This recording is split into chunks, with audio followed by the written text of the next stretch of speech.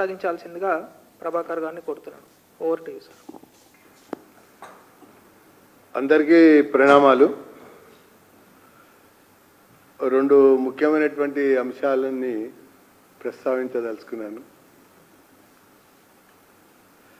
నిన్న హరీష్ రావు గారు press conference పెట్టి ప్రకటించారు, కేసీఆర్ నాయకత్వంలోనే నేను పనిచేస్తాను. కేటీఆర్ నాయకత్వంలో కూడా పనిచేస్తాను. ఎందుకు ఆ రకంగా హరీష్ రావు చెప్పాల్సి వచ్చింది అన్నదే ప్రధానమైనటువంటి విషయం. ఒకవైపున డీల్ కుదిరింది, రాజీ జరిగింది. సోనియా అమ్మ మాట నిలబెట్టుకుంది. ఇక మిగిలింది విలీనమే తరువాయి అయిపోయింది. ఇప్పుడు కాంగ్రెస్ పాలన మొదలై 15 నెలలు దాటింది.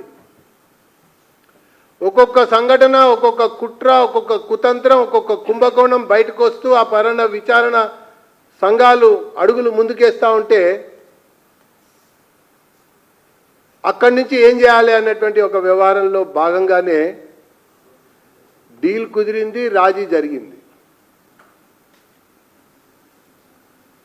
జూన్ 2 తర్వాత కానీ డిసెంబర్ 9 తర్వాత కానీ, నేను డేట్లు కూడా ప్రస్తావిస్తున్నా, ఖచ్చితంగా విలీనం తథ్యం, ఖచ్చితంగా ముఖ్యమంత్రి మారటం తథ్యం. ఇది జరగబోయేటువంటి ఒక అంశం. దీనికి ఇప్పటికే ఈ యొక్క అంశంలో భాగంగా కవితకి కావాల్సిన న్యాయ సలహా అందిస్తున్నటువంటి అతిపెద్ద కాంగ్రెస్ పార్టీ అడ్వకేటుని ఏ రకంగా వీరు చట్టసభలో కూర్చోబెట్టారో కూడా మనం చూసాం. ఆ తర్వాత ఆ క్రమంలోనే విచారణ కమిటీలు మందగోడిగా ఎలా సాగుతున్నాయో కూడా మనం చూస్తూ వచ్చాం.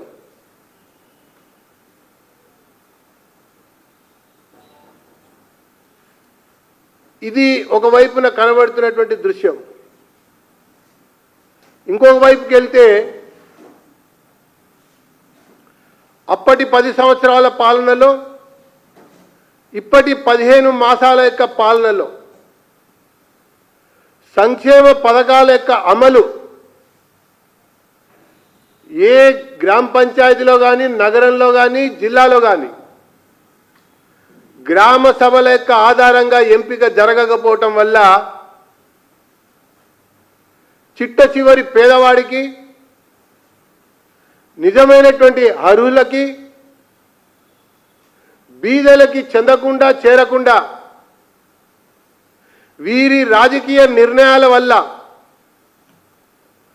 అప్పుడు వాళ్ళకి చెందిన వాళ్ళకే దక్కింది, ఇప్పుడు కూడా వీళ్ళకి చెందిన వాళ్ళకే దక్కుతోంది. ఉదాహరణకి ఈ మధ్య ఇందిరమ్మ ఇళ్లకు సంబంధించినటువంటి వ్యవహారం ఒకటి బయటకు వచ్చింది. ఆ ఊర్లో అతి పేద కుటుంబం అదే, దళిత కుటుంబం కూడా అదే, వికలాంగుల కుటుంబం కూడా అదే. కానీ వాళ్ళకి ఇందిరమ్మ ఇల్లు రాలా. కారణం వాళ్ళకి రాజకీయ నేపథ్యం లేదు కాబట్టి. ఖచ్చితంగా అప్పుడు ఇప్పుడు ఈ సంక్షేమ పథకాల యొక్క లబ్ధిదారుల యొక్క ఎంపిక విషయంలో ముమ్మాటికి న్యాయ విచారణ జరిగి తీరాలని చెప్పని భారతీయ జనతా పార్టీ డిమాండ్ చేస్తూ ఉంది. ప్రతి ఒక్క సంక్షేమ పథకం యొక్క రూపకల్పనలో, నిర్మాణంలో కేంద్ర నిధులున్నాయి, రాష్ట్ర నిధులున్నాయి. కాబట్టే ఈ యొక్క డిమాండ్ మేము ప్రత్యేకంగా కోరుతా ఉన్నాం.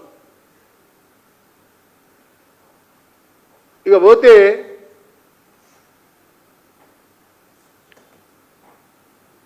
ఆపరేషన్ సింధూర్ విజయవంతమైంది. అనుకున్న లక్ష్యాన్ని అతి తక్కువ సమయంలో సాధించడంతో పాటు ప్రపంచ దేశాల్లో పాకిస్తాన్ని మరొకసారి ఏకాకిని చేసినటువంటి చరిత్ర భారత ప్రధాని నరేంద్ర మోడీ గారు. దాంతోపాటు ఈ ఆపరేషన్ సింధూర్ ఆగలేదు.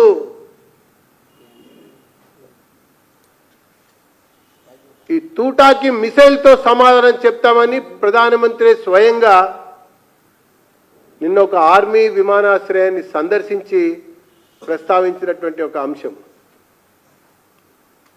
ఒకవైపున ఇది కనబడతా ఉంటే, ఇది మనం చూస్తూ ఉంటే ప్రపంచ దేశాలు కూడా భారత్కి బాసటగా నిలుస్తూ ఉంటే, ఈ భారతదేశంలో ఉన్నటువంటి కమ్యూనిస్ట్ పార్టీలు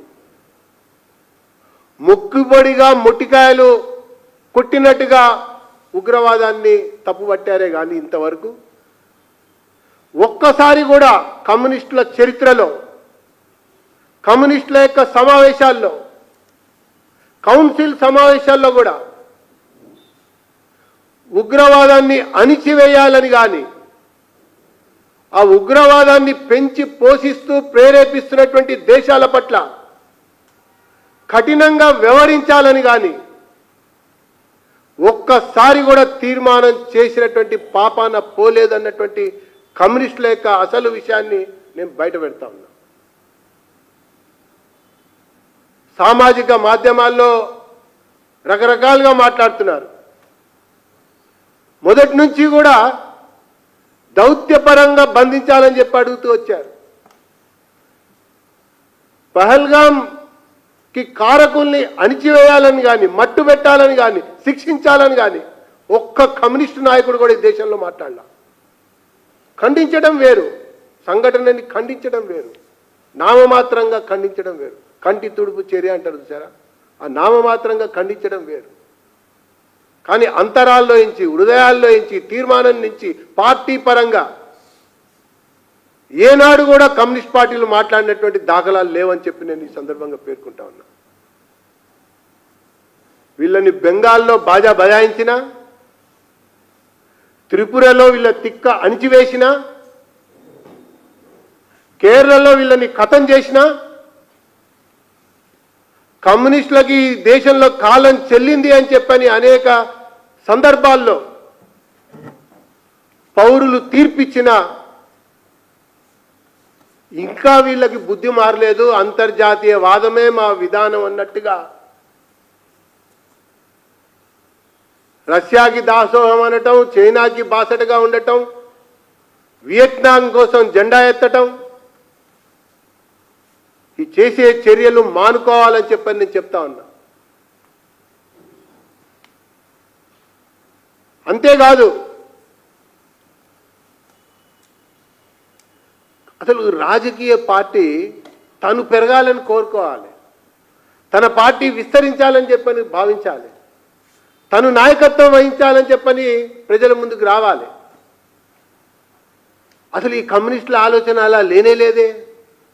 ఎంతసేపు బీజేపీని అనాలి, బీజేపీని బూచి చూపించాలి, బీజేపీని ఓడగొట్టాలని అనుకోవటం.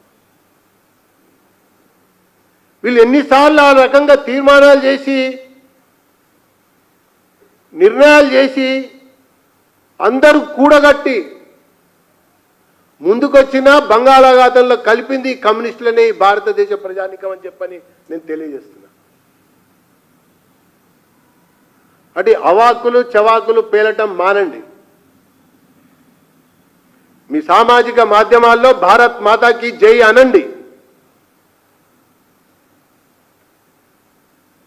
ఈ ఉగ్రవాదాన్ని మట్టుబెట్టమని తీర్మానించండి. అంతర్జాతీయ వాదాన్ని వీడి ప్రధాన జాతీయ జీవన స్రవంతిలో కలవండి. ఒకవైపున దేశమంతా కూడా ఉగ్రవాదాన్ని మట్టుబెట్టడం కొరకు ముందడుగు వేయాలని చెప్పని కోరుతా ఉంటే,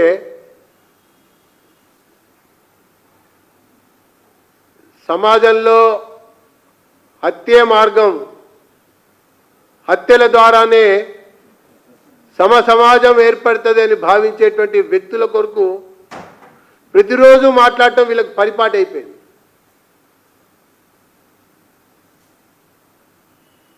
అటు కాలం చెల్లిన కమ్యూనిజానికి ఇక ఈ దేశంలో స్థానం లేదు అన్నది రోజు రోజుకి అర్థమవుతున్నటువంటి అంశం అని చెప్పని పేర్కొంటూ యావత్ భారతదేశం అంతా కూడా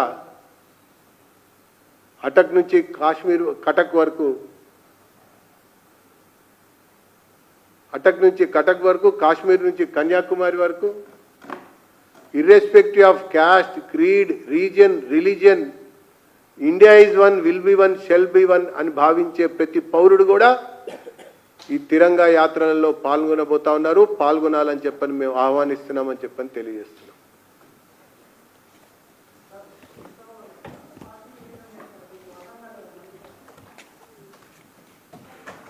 ఏంటది?